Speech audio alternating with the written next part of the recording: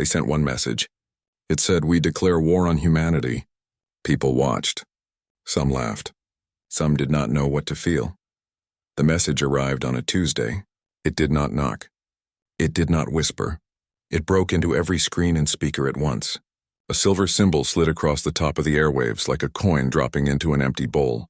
Then a voice filled living rooms, cars, train stations, and the quiet rooms where old people slept. The voice was smooth and cold. It had no tremble. It had the sure weight of a thing used to being obeyed. At first, people thought it was a joke. Memes flashed within minutes. Someone turned the Chancellor's face into a cat and sent it dancing across a dozen feeds. Teenagers made filters that put the silver symbol on pictures of their dogs. A mayor posted a photo of his breakfast with the caption, "Empire says war. I say waffles." Laughter rolled through the channels like a thin, nervous wind. Still, the message was real. The ships appeared the next day. They were not small. They were not hidden. They hung in the sky like black mountains, throwing long shadows over the cities. Eyes followed them. Cameras followed them. 1,000 news anchors tried to explain how many ships there were and failed, because the numbers meant little to most people. The shapes were what people saw. The long lines. The polished metal. The cold lights. The Chancellor spoke again. He did not shout. He read the words like a judge reads a sentence. "Your species is below us. You live noisy, messy lives. You are not fit to remain. Submit and we will show mercy. Refuse and we will remove you." His words had been stitched into ritual. There was no room for answer in them. Governments met. Flags hung heavy in halls. Leaders wore dark suits and tired faces. They called embassies and generals and the people who lived inside secure rooms. They ran numbers on screens and argued about alliances in languages that sounded too smooth for fear. They made plans full of heavy words and late nights, yet in the streets life did not stop. On a rooftop bakery, the baker kept the ovens on. He had opened his shop the moment he heard the first broadcast. People still came for bread. They bought loaves as if the sky were a weather pattern. A nurse in a hospital down the road held a child who could not be moved from a bed. The alarms were loud, but she hummed a song and kept her hand on the child's small shoulder. A teacher walked to a window and watched the ships while she wrote math problems on a whiteboard. She smiled at a kid and said, "We will count together." Those were small things. They were quiet. They were also stubbornly human. Some people wanted to hide. They moved into basements and into prayer rooms. They packed suitcases and searched for tomorrow's safe place. Others opened their doors. A neighbor who had not spoken to the man across the hall in 5 years knocked and offered water. He said, "You look like you could use a cup." The man accepted. They sat on the floor and drank. Outside, the sky did not decide anything for them. Military officers announced readiness and fleets in distant waters turned like watchful whales. The Empire's ships moved closer. Their lights scanned cities thinking they were looking for fear. Instead, the cameras found weddings still with candles, markets still with chatter, old men still playing cards in a park. The Empire's cameras could see life. They could not feel it. The first time anyone tried to answer the Chancellor, it was not a leader. It was a woman who used to be a radio host. She went live from a small studio with a cup of tea and a tired smile. She did not demand war or threat. She did not threaten in return. She said slowly, "Why do you want us gone?" Her voice was soft, human, and honest. She listed things. The way children drop spoons and then laugh. The stubborn way people forgive small cruelties. The way a neighbor brings soup to a stranger. Her words were small flames. On a planet full of rulers and rules, small flames are dangerous. The Empire's translators could not understand why a species would keep singing when a ship hung like a question above them. Their analysts fed models and charts into the command rooms, and the charts spun and told different things. Data wanted fear and panic and retreat. Life gave bread and humming and people holding hands. A young soldier on one of the Empire's bridging stations watched a feed from a city where a street musician played a violin in the rain. The soldier's hands, trained for orders, trembled when he saw an old woman take off her hat and clap. He had never seen that in the lists. The Chancellor's words did not include old women clapping at rain. He sent a message to his commander. "Why do they not run?" The commander frowned at the screen. "They are a lesser species," he said. "They are not valuable." He used the words that the Empire used when things were broken into simple boxes. The young soldier typed back, "But they sing." Back on Earth, the singing grew. People recorded. They sent the recordings to friends in other cities, to people on other planets, to the command centers where the Empire watched. At first the songs were folk songs and pop songs and songs that sounded like nothing important. Then someone put a child's laugh into a loop and played it behind a speech. The laugh moved like a bright thing through the cold corridors of metal and screens. It caught. A translator mistook it for an alarm and then, when it was pointed out, could not unhear the sound of a child who is not yet afraid. The world's leaders met with the Chancellor in the space of words and careful gestures. They offered to speak, to explain, to negotiate. The Empire answered with conditions and timetables and threats. It gave a list of demands written like a law. One human, the ambassador from a small island state, looked at the list and folded it with a smile, a little sad and very quiet. He said, "Before we sign anything, tell me, what would you miss if we were gone?" The question did not break the Chancellor's voice. It made the room uneasy. What do you miss when you have taken everything? The Chancellor's aides looked at each other. They had reports about cities and food sources and mineral charts. None of their numbers spoke the name of a song. The idea that anyone could miss a single loaf of bread or a child's drawing sat like a pebble in their boots. That night, people slept in different ways. Some could not sleep at all. They watched the sky and traced the long ships and thought of the cost of being small under a mountain. Some slept because the day had been too long and the oven had stayed warm. They dreamed of small things, a dog's nose, a child's sticky fingers, a laugh in a hallway. Those dreams were not unimportant. They were the map of what a species would defend. In the quiet next morning, the baker put a fresh loaf in a window with a small sign. For anyone. A boy took the bread and left a drawing in its place. The drawing was rough, a stick figure under a sky with a large smiling sun. The boy walked away and the baker kept the drawing and thought of the way hands can make the world softer. Across the city, a nurse taped a child's paper star to a hospital window. It caught the light and made a small, steady glow. The Empire watched. It could measure the number of loaves and the size of drawings, but it could not measure the way hands reach for other hands. It could not put a value on a song played in the rain. Its models spun and spat out probabilities. They told commanders that humans were strange outliers. They said nothing about the slow rise of courage that a loaf of bread can carry. The message still hung in the air. "We declare war on humanity." The words were loud. They had arrived in the sky like thunder. But also, the world turned its page and brewed its coffee and hummed small songs. Some things, even when threatened by a mountain, did not stop being what they were. That was the day the galaxy learned a little about stubborn things. It would learn more later and in harder ways, but the first lesson came quietly. The Empire had expected fear as a scent response. Instead, it found a world that kept making bread, drawing pictures, and teaching children to count. That world was not ready to be erased, and it had begun to show the proof. The Empire did not believe in surprises. It believed in rules. For centuries, its fleets had swept across the stars like tides that never turned back. Worlds were catalogued. Cities were pulled apart like toys.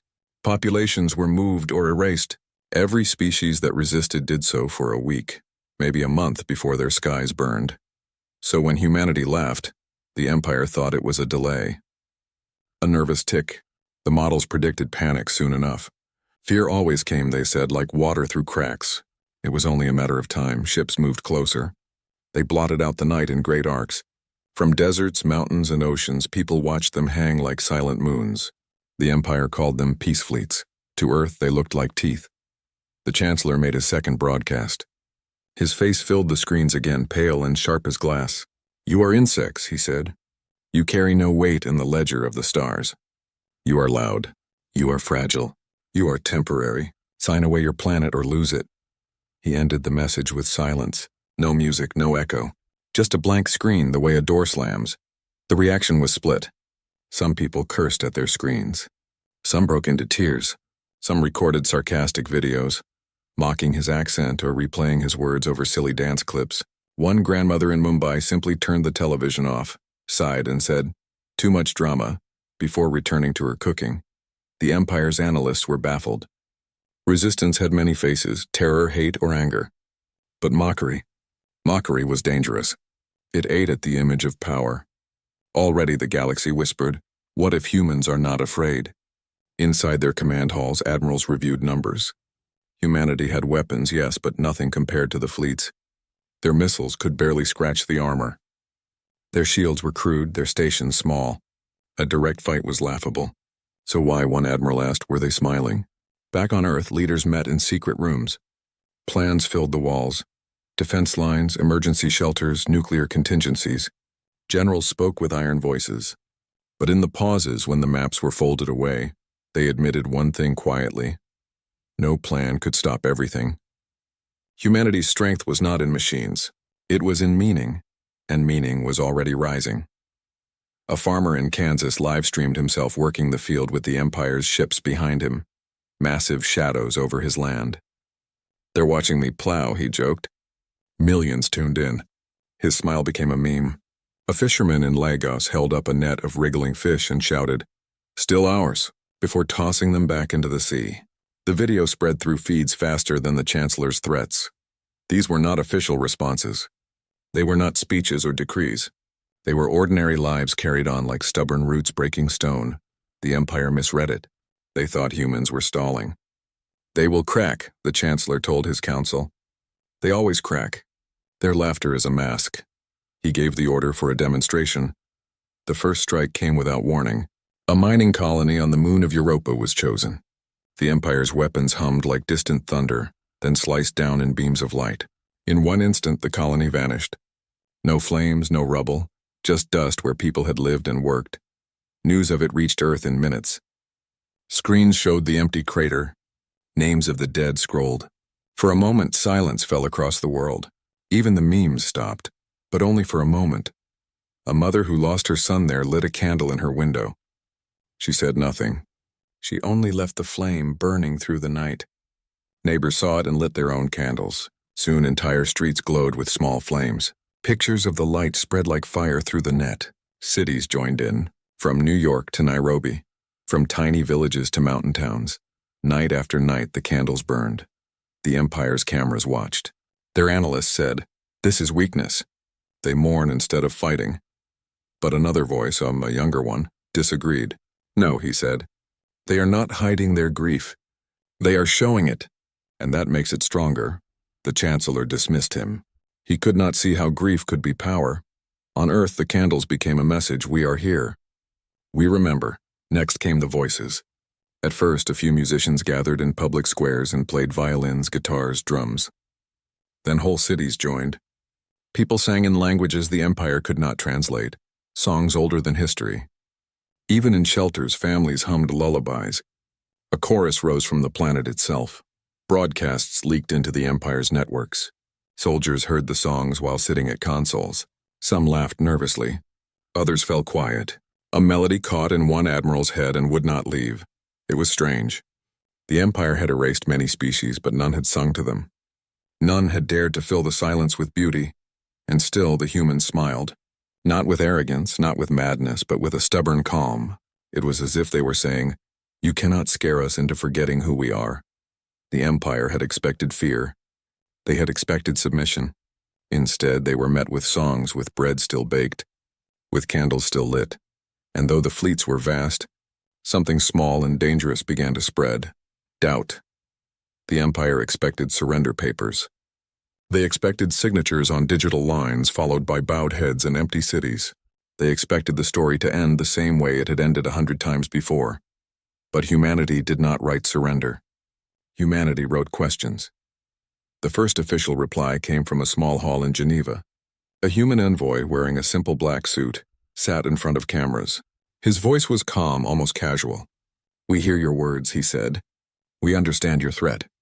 But before you destroy us, before you erase us, we ask only one thing. Tell us what you would miss about us." The words were strange. They were not the words of surrender. They were not the words of a warrior. They were the words of someone who refused to let his enemy decide the shape of the conversation. The Chancellor did not answer. He dismissed it as a trick. "We do not miss insects," he said to his council. "They leave no mark." But the question spread. Reporters repeated it. Children asked it at their dinner tables. "What would you miss about us?" they said with curious eyes. The question was simple, yet it bent the air like a stone in water. Across Earth, the reply began not with weapons but with life. In a small hospital in Manila, power flickered as Empire drones passed overhead. The machines scanned the city, expecting panic. Instead, they found a nurse leaning over a sick boy. The alarms rang, but she held his hand and whispered stories of rivers and trees. She said, "Don't worry, the world is still here." Cameras caught her smile. The clip spread faster than the Chancellor's speeches. In Rio de Janeiro, a group of teenagers dragged speakers into the street and blasted music while ships loomed above. People danced. For hours. For no reason but to show they still could. Someone painted on the wall, "If this is the end, let it have rhythm." The Empire's drones recorded the graffiti, not understanding that rhythm was not weakness and it was defiance. On the plains of Africa, a shepherd live-streamed himself walking with his flock under the dark shadow of a battleship. "They watch me," he said, grinning at the camera, "but the sheep don't care, and neither do I." Millions tuned in. The clip became a symbol. Shirts were printed with his words. In Tokyo, a woman set up a tea table on her balcony. She poured 3 cups, one for herself, one for her husband, one left empty for the ship that hovered above. She raised her glass to the sky and said, "If you mean to kill us, at least drink with us first." People around the world copied her gesture. The 3rd cup movement spread. Tiny tables, cups of tea, glasses of water, mugs of beer, all lifted to the sky. The Empire watched all of this. Their commanders called it madness. Their analysts said, "They are trying to provoke us. They are mocking us. Soon they will break." But they did not break. Instead, something stranger happened. In classrooms, teachers began lessons not about hiding or surrender, but about the stars. "Look up," they told their students. "Those ships may frighten you, but they are not the only things out there. One day you may fly farther than them." Children drew pictures of rockets and suns and strange alien friends. Their drawings were pinned to walls and passed around as hope.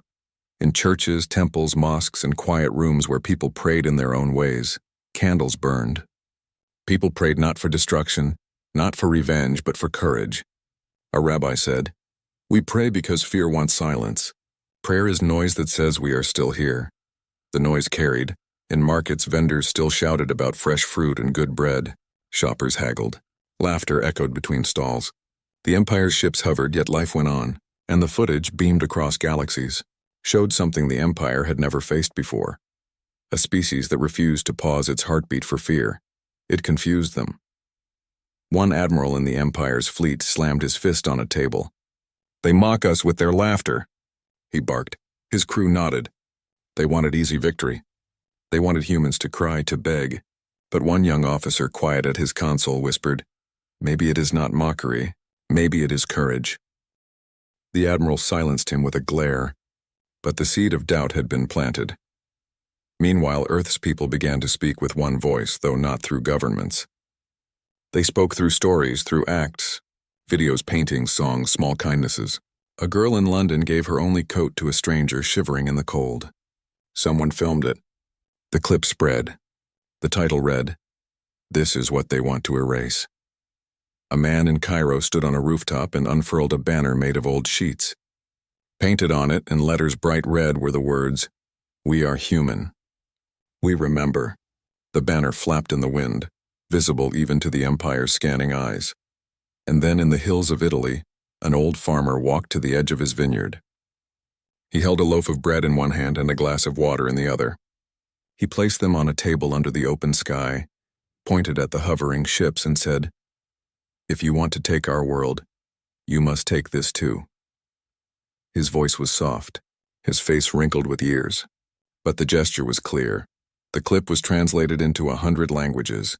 People cried watching it. Others laughed through their tears. Bread and water became symbols. Across the world, people left bread on windowsills, glasses of water on steps. They were small things, but they spoke louder than any weapon. The Empire tried to dismiss it. "These are meaningless gestures," the Chancellor said. "This is weakness disguised as noise." But even he felt it, the ground shifting. He had seen many species fall. None had resisted like this. None had answered war with bread, laughter, and questions. On Earth, the question echoed louder. "What would you miss about us?" The Empire could not answer, and that silence was the first crack in their armor. The Empire's fleets hung heavier over Earth. Their shadows stretched across oceans, deserts, and cities. Their lights flickered like cold suns scanning every street. They wanted fear. They wanted chaos. They wanted people to run, to hide, to scream, but the world did not stop. In a crowded hospital in Nairobi, alarms wailed as power dipped. A generator struggled to stay alive. The doctors moved fast, sweat on their foreheads.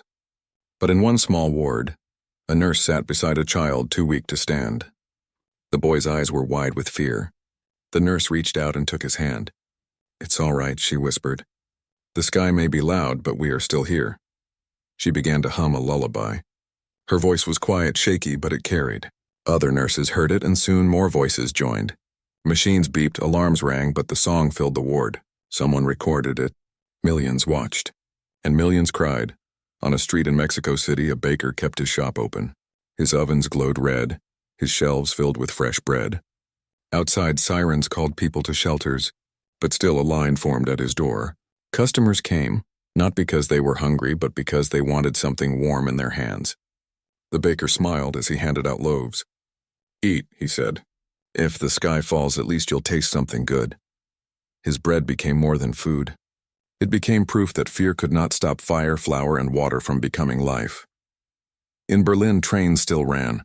A driver guided his train through tunnels as the ground shook above. He spoke over the intercom. "Do not worry. You are not alone. I will take you home." Passengers clapped, some wept. The train reached its last stop, and people left, not just passengers, but witnesses to courage. In a refugee camp in Jordan, where people already knew too much about war, children gathered in a circle. A teacher, gray-haired and tired, opened a book and began to read fairy tales. The children leaned close, their faces lit by lanterns. The ships above could not erase dragons, princes, and clever little heroes who win by wit instead of strength. The teacher's voice trembled, but the children's laughter steadied her. Everywhere, stories like these grew. Small, ordinary acts became shields. A candle in a window. A song hummed in a shelter. A smile given to a stranger. They were not loud. They did not destroy ships. But they filled the world with something the Empire could not measure. Courage. The Empire's analysts grew frustrated. "They should be breaking," they said. "Their cities shake. Their people die. Why do they sing?" One commander slammed his fist. "Because they are fools." But another voice, younger, softer, replied, "Or maybe they are stronger than we think." The Chancellor dismissed such talk. Strength is in weapons, not in words. But even as he said it, he felt the weight of silence pressing on him. Humanity's refusal to collapse was making his fleets feel small. Back on Earth, courage spread in waves. A grandmother in Seoul refused to leave her garden. She kept watering her flowers while warships blotted out the sky. Neighbors told her to hide. She shook her head. If the world ends, it should end with color. Photographs of her standing with her watering can spread across the net. The flowers became symbols. People drew them on walls, painted them on shields, carved them into the sides of buildings. In New York, musicians gathered in subway tunnels. Violins, guitars, drums. They played for strangers huddled together. The sound bounced off the walls louder than fear. Children danced. Their parents clapped. Soldiers stood guard at the entrance and lowered their weapons, smiling as the music rolled past them. Someone streamed it live. The world watched and whispered, "This is who we are." In small towns, farmers shared food with their neighbors. In big cities, strangers opened doors for each other. People carried old men, comforted crying women, and gave coats to children. And each act, though tiny, stitched itself into a great web of defiance. The Empire's fleets could see the streets, but they could not see the web. Then came the farmer in Italy, the old man with weathered hands and a tired back. He walked to the edge of his vineyard. He set a loaf of bread and a glass of water on a wooden table beneath the vast shadow of an enemy ship. He looked up, raised his voice, and said, "If you want our world, you must take this too." It was filmed. It was shared. It was watched by billions. People cried. Others laughed through their tears. Bread and water, so small, so simple, became the clearest answer humanity had ever given. Across the world, people copied him. Loaves of bread left on doorsteps. Glasses of water placed on windowsills. Streets filled with offerings. It was not surrender. It was a statement: we live, we share, we endure. The Empire trembled, though its ships were steady. Admirals barked orders, but their crews hesitated. Soldiers watched the feeds and felt something they did not have a word for. One young officer asked his commander, "How do we fight this?" The commander glared. "With fire, with destruction, with war." But the officer looked again at the bread and the water and shook his head. "No," he whispered. "Not with that. In the homes, hospitals, and streets of Earth, people kept doing what humans have always done. Live loudly, even when death was close, and in that simple, stubborn choice, the Empire faced its first true enemy. Not weapons, not armies, but humanity's courage. Quiet and unshakable.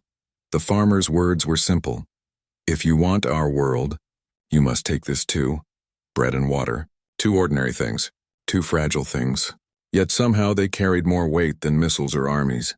The video of the old man spread across Earth first. In crowded apartments, families huddled around glowing screens and watched his trembling hands place the bread and the glass. In refugee camps, children repeated his gesture with scraps of food and tin cups of water.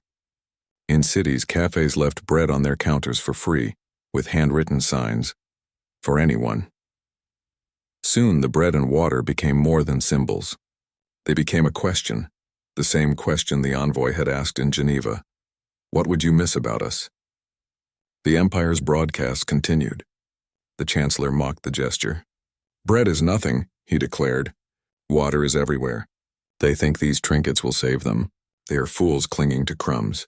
But even as he said it, he saw the cracks forming. His soldiers, disciplined, drilled, hardened, began to talk in whispers. Some laughed at the humans, but others asked quiet questions. Why do they keep smiling? Why do they keep giving when we take? In one fleet station, a young technician replayed the farmer's video again and again. He had grown up on a world the Empire had conquered. His parents had told him never to resist, never to hope. But watching the human farmer, he felt something stir. Bread, he thought. They fight with bread. He could not understand it, but he could not forget it. On Earth, the movement grew louder. In Paris, artists painted walls with loaves and glasses, bright against the gray stone. In Nairobi, children left cups of water along the roads like tiny lanterns. In Buenos Aires, an entire plaza filled with tables, thousands of people placing bread and water together, turning the city square into a sea of offerings. Drones filmed from above. The image went viral. The Empire had wanted fear. Instead, it received beauty, and beauty is harder to fight. The world began to realize something. Courage was not the job of armies alone. Courage was the job of everyone. A soldier with a rifle was brave, yes, but so was a mother telling her child a bedtime story under the hum of warships. So was a musician who played for strangers in a subway. So was a baker handing out bread with a smile. The courage of many became a chain linking across continents. It wrapped around the planet like invisible armor. The Empire fired again. Another strike, this time on a power station orbiting Mars. The lights went out. Hundreds died. The news spread fast. For a moment, despair rose. People wept, but then just as quickly another wave rose. Families lit candles in the dark. Children painted suns on the walls of shelters. A group of miners carved the word "still here" into stone and sent a picture across the net. And once more, the Empire's cruelty only made humanity louder. The Chancellor raged. He slammed his hand on the table before his council. "Why do they not break?" he demanded. "We kill and they sing. We burn and they bake bread. What madness is this?" No one could answer him. Meanwhile, in the quiet corners of the Empire's fleets, doubt grew. Soldiers replayed the broadcasts. Commanders heard whispers in the barracks. "They are different," some said. "They do not fight like the others. They refuse to be erased." One admiral, older than most, sat alone in his chamber and listened to a recording of children laughing in a shelter while sirens blared. He remembered his own children, long gone, lost to war. He pressed his hands to his face. For the first time in decades, he felt shame. Back on Earth, the bread and water turned into something greater. It was no longer just defiance. It was an invitation. People began writing messages on the loaves before placing them outside. Simple words: hope. Remember, love, home. Water glasses were colored with flowers, with food dye, with candles floating inside. They were no longer offerings. They were beacons. Across the galaxy, broadcasts carried these images. Other conquered worlds, silent for so long, began to stir. On a mining moon far away, enslaved workers saw the bread and water and whispered, "The humans are not afraid." On a distant station, a mother sang her child to sleep with a lullaby she had hidden for years. Inspired by Earth songs, the Empire had meant to isolate humanity. Instead, it had connected them. The emotional turn had come. The question that began as a whisper now echoed across stars. What would you miss about us? And the Empire, for all its power, for all its ships, could not find an answer. The fleets hovered, waiting for orders. The Chancellor planned new strikes harsher than before. But behind him, in shadows and whispers, his own officers wondered, can we really win against people who will not stop being human? The bread stayed on the tables. The water stayed in the cups. And humanity, stubborn and smiling, showed the galaxy something no weapon could erase. That was the day the Empire began to feel the one thing it never expected. Not fear, but doubt. The Chancellor believed the Empire unshakable. For generations, their fleets had crushed resistance across the stars. No world had withstood them. No people had dared to question them. And yet somehow one small blue planet had turned their victory into confusion. It began with silence, not on Earth, but within the Empire's fleets. Officers gave their orders, soldiers followed, but the usual shouts of triumph after a strike were gone. No one cheered. No one felt glory. Instead, they whispered, whispers of the bread, whispers of the water, whispers of the question, what would you miss about us? A commander on the battleship Iron Flame stood before his soldiers. They had destroyed a human station only hours earlier. He tried to speak of duty, of honor, of victory, but one young soldier raised her hand and asked, what did they mean? With the bread? Why do they give instead of curse us? The room went still. The commander barked at her to be silent. Yet the seed had been planted. On another ship, a technician was caught replaying a broadcast from Earth. He claimed it was only for study. But his crewmates noticed the way he lingered on the images of children laughing under candlelight, their faces bright even in the shadow of war. The technician said nothing, but the thought weighed on him. If they can smile while we destroy them, what does that make us? The cracks grew wider. The Chancellor saw it. Reports reached him of hesitation in the fleets, of delays in orders, of officers demanding clarification before launching strikes. They are losing discipline, he snarled. Fear has crept into their bones. Tighten your grip, but it was not fear. It was something far more dangerous. It was doubt. Back on Earth, the people had no way of knowing how deeply their defiance was spreading. They only kept doing what they had begun. Bakers made more bread. Children filled more cups with water. Musicians wrote new songs. Entire villages lit up the night with candles, spelling words so large they could be seen from orbit. Still here. These images reached the fleets, whether the Chancellor wanted it or not. No blockade could hold back the net of human persistence. And then something new happened. A minor skirmish erupted near Jupiter's orbit. An Empire patrol ship cornered a damaged human freighter. The freighter had no weapons, only cargo, food, medicine, tools. The patrol ship was ordered to destroy it, but when the human captain realized escape was impossible, she broadcast a message instead of a plea for mercy. She sent a simple image, a table floating in the freighter's galley with bread and water laid neatly on it. The Empire patrol captain froze. His orders screamed in his ears. Destroy them, prove strength, show no hesitation. Yet he stared at the table on the screen. Bread, water, not weapons, not threats. Just a reminder. His finger hovered above the control, and then slowly he turned off his weapons. The freighter limped away, alive. The human captain never knew why. But inside the patrol ship, the crew looked at one another with unease. Their captain had broken law, but not one of them reported it. The Chancellor did not hear of this incident until much later. By then, similar choices had already begun to ripple through his fleets. Small refusals, quiet disobedience. A moment of delay here, a missed shot there. Nothing large enough to call rebellion. Not yet. But rebellion begins as a whisper, and the whispers were growing louder. On Earth, people noticed something strange. The strikes slowed. The bombings were fewer. Weeks passed between attacks instead of days. At first, humanity thought it was strategy. some new cruel game, but slowly a different possibility took shape. Maybe the Empire was hesitating. In shelters, in cities, in towns, people began to hope. Tentatively, carefully, like touching a flame with bare fingers, hope that perhaps their gestures had worked. That perhaps their humanity had reached through steel and fire. But the Chancellor refused to admit weakness. He gathered his council and thundered at them. "The fleets are wavering. Our name must be feared again. We will make an example of Earth. One final strike, one that leaves no doubt." His council bowed, but not all of them agreed. Some stared at the table in front of them where bread and water had once been mocked, and in their silence they wondered, what if we are wrong? What if humanity is stronger than fear? In the barracks, soldiers no longer spoke only of orders. They spoke of the humans, of their songs, of their smiles. Some mocked it, but their voices were thin. Others defended it. And in that defense, small sparks of rebellion began to glow. A lieutenant confessed to her squad, "When I fired last, I did not aim true. I could not. I thought of the bread." Another said, "My brother died in a conquest years ago. No one remembered him. But these humans, they remember everything, even bread, even water. What if they are right?" No one reported these confessions. No one dared.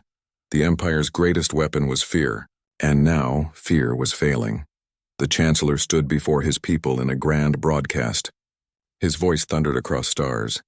"The humans defy us, but they are weak. We will crush them. We are eternal." His words echoed. His banners burned bright. His soldiers saluted, but in their eyes behind the shouts there was no fire, only shadows. And in those shadows something impossible was being born. Sympathy. The humans had given the galaxy no reason to love them. They had not begged. They had not pleaded. They had only smiled, baked, sung, and lit candles in the dark. And somehow, that was enough. The Chancellor thought he was fighting a war of weapons, but he was wrong. He was fighting a war of spirit, and that was a war the Empire did not know how to win. The Chancellor could not stand it anymore. Weeks of hesitation, weeks of silence from his fleets, when they should have been drowning Earth in fire. He saw the broadcasts of candles and bread, the laughter of children, the defiance of a world too small to matter. And yet somehow it mattered. It mattered too much. If the Empire let this continue, others would rise. Already conquered worlds stirred with whispers. Already the grip of fear loosened. Humanity's stubbornness was spreading like fire across dry grass. The Chancellor slammed his fist down. "Enough!" he roared.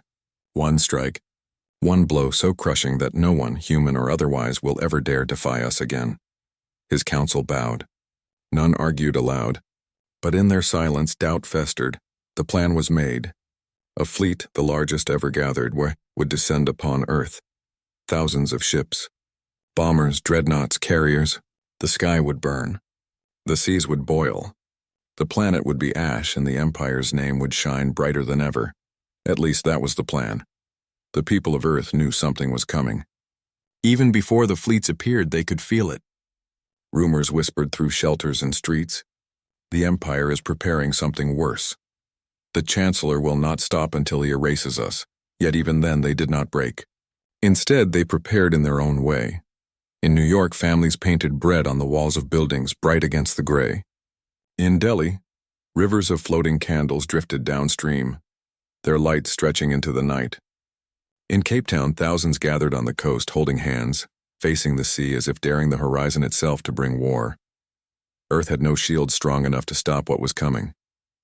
No fleet large enough to match the Empire's, but it had something else. It had unity, and unity is a strange kind of weapon. The fleets came. From the dark of space, the Empire's armada arrived like a storm. Thousands of ships stretched across the sky, blotting out stars. Their engines glowed red, their hulls gleamed black. The sight alone should have crushed all hope, but below the people did not cower. They looked up. Some even waved, and on every rooftop, in every field, on every balcony, tables stood. Bread and water waiting. The human message was clear. Even if you burn us, this is what you destroy. Inside the fleet's tension snapped like wire pulled too tight. Admirals gave their orders. Captains relayed them. But hesitation crept in. Some fingers hovered above buttons. Some voices faltered. On the battleship Iron Flame, the same commander who once silenced questions now stared at his crew. He barked the order to fire, yet his own hands trembled. He thought of the young soldier who had asked about the bread. He thought of the broadcasts, the laughter of children, the light of candles. His voice caught. "Fire," he whispered, but no one moved. On another ship, the technician who replayed the farmer's video stood at his console, sweat dripping down his face. The order came through. He only needed to press one key, but his finger froze. In his mind, he saw the trembling hands of the old man offering bread. He turned off his screen. He whispered, "No." And he was not alone. Across the fleet, small acts of rebellion sparked. Some delayed. Some pretended to malfunction. Some simply refused. Others went further. On one cruiser, the weapons officer locked his console and shouted, "I won't do it. They are not our enemy." His captain struck him down. But in that moment, half the crew hesitated, and hesitation is contagious. On a destroyer, a pilot veered his ship away, firing into empty space instead of the planet. His squad followed, confused but unwilling to fire upon him. The Chancellor, watching from his command throne, saw the hesitation spreading. His fury boiled. He screamed into the comms, "Fire! Fire, you cowards! Burn them now!" Some ships obeyed. Beams of fire streaked toward Earth. Cities shook. Explosions ripped the ground. Thousands died, but not all obeyed. Half the fleet fired wide. A quarter never fired at all. Some even turned their weapons on their own, crippling comrades rather than striking Earth. The Chancellor's voice cracked with rage. "Treason! You dare betray me! You dare betray the Empire?" But it was already too late. The doubt he feared had grown into rebellion. On Earth, sirens wailed. The first wave of destruction fell. Buildings collapsed. Fires spread.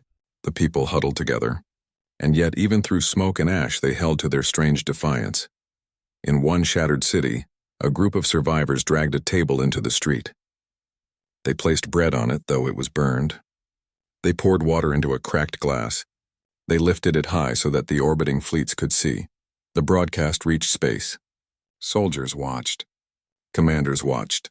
Even as fire consumed the world, the humans offered the same thing. Not weapons, not surrender.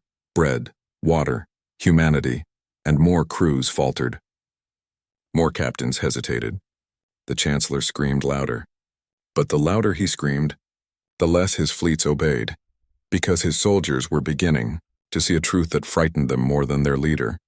The humans could not be broken. The great strike that was meant to erase Earth instead revealed the Empire's weakness. It was not human technology. It was not human weapons. It was something simpler, something the Chancellor had never understood. It was human spirit. And as the Armada fractured above the burning planet, as ships turned against each other, as rebellion bloomed within the very heart of his fleet, the Chancellor realized something he had never dared believe. The war, he thought, already won, was slipping from his grasp, not because the humans were stronger, but because the humans were unyielding, and unyielding people can never be conquered. The sky above, Earth burned, cities smoldered, seas boiled at their edges, towers fell like trees in a storm, sirens screamed across continents. Humanity's world, fragile and beautiful, shook under the weight of the Empire's fury. And yet, even then, the bread remained. The water remained. Tables stood in the streets, though the streets were cracked. Cups gleamed in the firelight, though the fire raged all around. The broadcasts continued. Even as networks fell, people carried old cameras, old transmitters, and sent their images into the dark. Children holding bread, mothers lifting glasses, fathers lighting candles against the ash. The people of Earth refused to vanish, and in orbit, the fleets could see it all. The Chancellor's voice thundered in every ear. "Fire again! Burn them until the oceans are steam. Leave nothing!" But his words did not carry the same weight anymore. His fleets had seen too much. His soldiers had heard too much. On the battleship Iron Flame, the commander's hands shook. He had obeyed every order, destroyed countless worlds. But now, staring at Earth, he could not. His crew looked at him, waiting. He gave the order, not to fire, but to hold. The ship stayed silent. On the cruiser Vigilant Spear, a pilot shouted across comms, "No more! They are not our enemy, he is." She turned her ship and fired. not at Earth, but at her own dreadnought's engines. The explosion rocked the fleet. For the first time, Empire fire fell upon itself. Gasps echoed through the channels. The Chancellor's fury cracked into desperation. Treason! Destroy her! Destroy anyone who disobeys! But it was too late. The mutiny had begun. Across the Armada, crews hesitated. Some obeyed the Chancellor, raining destruction on Earth. Others refused. And some, the bravest or perhaps the most broken, turned their weapons on their own. The stars above Earth became chaos. Battles erupted not between human and Empire, but Empire against Empire. Dreadnoughts fired on dreadnoughts. Carriers unleashed fighters against their own squadrons. The night sky became a storm of betrayal. Earth's people watched in awe. For the first time, the enemy was fighting itself. In bunkers and shelters, people lifted their heads. Survivors pointed at the heavens and whispered, "They are turning. They are fighting for us." Hope, fragile, trembling yet alive, spread through the planet like fire through dry grass. The Chancellor's throne room shook with rage. His face twisted, his voice cracked. Cowards. Weaklings. You disgrace the Empire. I will personally see every traitor burned. His council stared in silence. Some shifted uncomfortably. Others lowered their eyes. For the first time, none echoed his fury. Because they had seen it too. They had seen humans smiling through ash. They had seen bread and water offered to the stars. They had seen defiance that no weapon could erase. And now, they saw their own fleet splinter. The Chancellor screamed louder. But his empire no longer listened with the same ears. On Earth, the destruction did not stop. Fires still raged. Lives were still lost. But now every strike from above carried not only fear, but doubt. For every Empire ship that fired, another hesitated. For every city in ruins, another was spared by a last-second refusal. The humans noticed. They whispered it among themselves. They are protecting us. Some of them are protecting us. In the ruins of a school, a child drew with chalk on broken stone, a starship holding bread in its hands. The image spread online. One more message sent into the void. Soldiers in orbit saw it, and more hearts cracked. The mutiny grew. One admiral, older than most, commanded a vast carrier group. He had destroyed more worlds than he could count. His name was feared across systems. But as he watched Earth, as he watched the candles glowing even through smoke, he remembered his children. He remembered the day the Empire had taken them for its wars. He closed his eyes, and then he spoke 3 words his crew never expected. Stand with them. Gasps filled the bridge, but the order spread. Fighters launched, but not against Earth, but against their own. His fleet turned, shielding the planet from further fire. His dreadnoughts locked weapons onto their former allies, and Earth saw for the first time a wall of steel rising in its defense. The people cheered through their tears. In shelters, in ruins, in burning streets, they pointed upward and cried, "They fight for us! They fight for us!" The Chancellor's rage turned to fear. Never before had he seen such betrayal. Worlds had submitted. Fleets had obeyed. His power had always been law. But now, above this one stubborn planet, his empire cracked. He shouted, cursed, commanded. But even as he spoke, more ships slipped from his control. The mutiny was no longer small. It was no longer whispers. It was war, within his own armada, and at its heart was humanity, not their weapons. Not their armies, but their spirit. The humans had done the impossible. They had infected the Empire with doubt, with sympathy, with courage. And once those things take root, they cannot be burned away. The galaxy watched. From conquered worlds came secret cheers. From enslaved systems came whispers of hope. Across star nets in the shadows, people whispered a new word: humanity. A word that now meant more than a species. It meant defiance. It meant unity. It meant survival. And as Earth stood bloodied but unbroken, as fleets tore themselves apart in its skies, the galaxy realized that the war was no longer about one world. It was about the meaning of being unyielding. It was about the question that had haunted the Empire since Geneva. What would you miss about us? And the answer had become clear. Everything. The skies above Earth were no longer filled with a single enemy. They were filled with war, empire against empire. The Chancellor had wanted one perfect strike, one final victory. Instead, he had unleashed something he could not control. His fleets were tearing themselves apart. Dreadnoughts fired upon dreadnoughts. Carriers released fighters against their own commanders. Ships once united under one banner now split into factions, some still loyal, some refusing, some openly protecting Earth. And all the while, humanity endured. Cities lay in ruins, yet the broadcasts continued. Families huddled together around scraps of bread, lifting them toward battered cameras. Children carried water in cracked cups, holding them high against the flames. Even in the rubble, the message did not stop. Bread, water, life. The galaxy could see it. And for the first time, the galaxy began to believe. Across distant worlds, conquered people watched the feeds.